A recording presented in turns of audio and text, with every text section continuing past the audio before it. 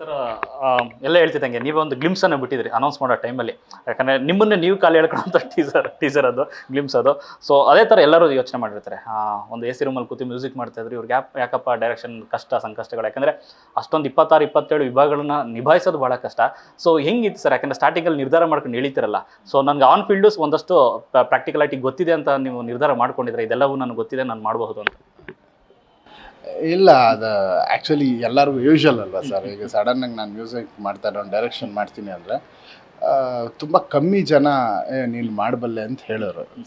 Society ಇರೋದೇ ಹಾಗೆ. ನೀವೇನಾದರೂ ಫಸ್ಟ್ ಹೆಜ್ಜೆ ಇಡ್ತೀರಾ ಅಂದರೆ ಅದ್ರ ಮೇಲೆ ನಂಬಿಕೆ ಸುಮಾರು ಸತಿ ಬರೋದಿಲ್ಲ. ಆ ಥರ ತುಂಬ ಜನ ಪ್ರೊಡ್ಯೂಸರ್ಗೂ ಹೇಳ್ತಾರೆ, ಸರ್ ರಿಸ್ಕ್ ಯಾಕೆ ಸರ್ ಇಷ್ಟು ದೊಡ್ಡದು ಅಂತ. ಇಷ್ಟು ಒಳ್ಳೆ ನಿರ್ದೇಶಕರಿದ್ದಾರೆ, ಎಲ್ಲ ಇರಬೇಕಾದ್ರೆ ಹೊಸಬರು, ಅವ್ರಿಗೇನು ಗೊತ್ತು, ಮ್ಯೂಸಿಕ್ ಡೈರೆಕ್ಟ್ರಿಗೆ ಡೈರೆಕ್ಷನ್ ಏನು ಗೊತ್ತು ಅಂತ ಸುಮಾರು ಜನ ಹೇಳ್ತಾರೆ. ಆಮೇಲೆ ನಮ್ಮ ಹಿಂದೆನೂ ಸುಮಾರು ಜನ ಮಾತಾಡ್ತಾರೆ, ಬೇಕಾ ಎ ಸಿನಲ್ಲಿ ಕೂತ್ಕೊಂಡಂಗಲ್ಲ, ಬಿಸಿಲಲ್ಲಿ ಹೋದ್ರೆ ಗೊತ್ತಾಗುತ್ತೆ ಅಂತ. ಇದೆಲ್ಲ ನಿಜಾನೇ, ಯಾವುದು ಸುಳ್ಳಿಲ್ಲ, ಅವ್ರು ಹೇಳಿದ್ದೆಲ್ಲ ಸತ್ಯನೇ. ಅದನ್ನೆಲ್ಲ ಕೇಳಿದಾಗ ನನಗೆ ಈ ಥರದ್ದೇ ಒಂದು ಸ್ಕ್ರಿಪ್ಟ್ ಮಾಡಿಬಿಟ್ಟು ಒಂದು ಚಿಕ್ಕದಾಗಿ ಪ್ರಮೋಷನ್ಗೆ ಯೂಸ್ ಮಾಡೋಣ ಅಂತ ಮಾಡಿದ್ದಷ್ಟೇ. ಬಟ್ ಯಾರು ಏನೇನು ಹೇಳಿದ್ರು ಅದೆಲ್ಲವೂ ನಿಜಾನೇ. ಅವ್ರ ಪರ್ಸ್ಪೆಕ್ಟಿವಿಂದ it's not a easy job. But ಅದನ್ನು ಪ್ರಿಪೇರ್ ಮಾಡಿದ್ದೀನಿ ನಾನು ತುಂಬ.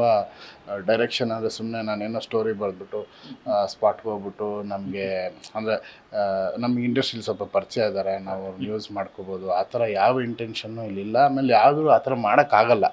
ಯಾರೇ ಆದ್ರೂ ಇಷ್ಟು ದೊಡ್ಡ ದೊಡ್ಡ ಹೀರೋಗಳಿದ್ದಾಗ ಅವ್ರಿಗೂ ಕಂಪ್ಲೀಟಾಗಿ ಸ್ಟೋರಿ ಕೇಳ್ತಾರೆ. ಯಾರು ಅಷ್ಟು ರಿಸ್ಕ್ಗೆ, ಆಮೇಲೆ ಯಾರು ನೋಡಿದ್ರೆ ದುಡ್ಡೇನಿಲ್ಲ ಸರ್, ಯಾರು ದುಡ್ಡುಗೋಸ್ಕರ ಮಾಡೋಂಥದ್ದು ಆ ಥರ ಏನಿಲ್ಲ. ಎಲ್ಲ ನೋಡಾಗಿದೆ, ಎಲ್ಲ ಸ್ಟಾರ್ಡಮ್ ಎಲ್ಲ ನೋಡಾಗಿದೆ. ಸೊ ಈ ಪ್ರಿಪ್ರೇಷನ್ನು ಕಥೆನ ಮೆಚ್ಚಿ ಅರ್ಜುನ್ ಜನ್ಯ ಆಮೇಲೆ ಇದು ಎಷ್ಟು ಪ್ರಿಪೇರ್ ಮಾಡಿದ್ದಾರೆ, ಈ ಕತೆ ಹೆಂಗಿದೆ, ಇದ್ರಲ್ಲಿ ಪಾತ್ರಗಳು ಹೆಂಗಿದೆ, ಈ ಸಿನಿಮಾ ಬರಬೇಕು ಅನ್ನೋ ಇಂಟೆನ್ಷನ್ನೇ ಎಲ್ಲ ಮಹಾನ್ ನಟರಿಂದ ಪ್ರೊಡ್ಯೂಸರ್ ರಮೇಶ್ ರೆಡ್ಡಿ ಅವರು ಇವರೆಲ್ಲ ಸೇರಿ ಸ್ಟಾರ್ಟ್ ಮಾಡ್ತಾರೆ.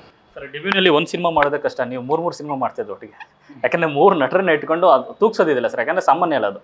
ಯಾಕಂದ್ರೆ ರೈಟಿಂಗಲ್ಲಿ ತೂಗಿಸ್ಬೇಕು, ಮತ್ತು ಅಲ್ಲಿ ಶೂಟಲ್ಲಿ ಇದ್ದಾಗ ಅವ್ರದ್ದೆಲ್ಲ ವ್ಯಕ್ತಿತ್ವವನ್ನು ನೋಡಿಕೊಂಡು ಅವ್ರ ತಕ್ಕನಾಗಿ ಕ್ಯಾರೆಕ್ಟರ್ಗಳನ್ನ ರಚಿಸಬೇಕು, ಮತ್ತೊಂದೆಲ್ಲ ಇರುತ್ತೆ. ಸೊ ಹೆಂಗೆ ಸರ್ 3 ಸ್ಟಾರ್ಗಳನ್ನ ಇಟ್ಕೊಂಡು 45 ಅಂತ ಒಂದು ಸಿನಿಮಾ ಮಾಡಬೇಕು ಅನ್ಸುತ್ತೆ?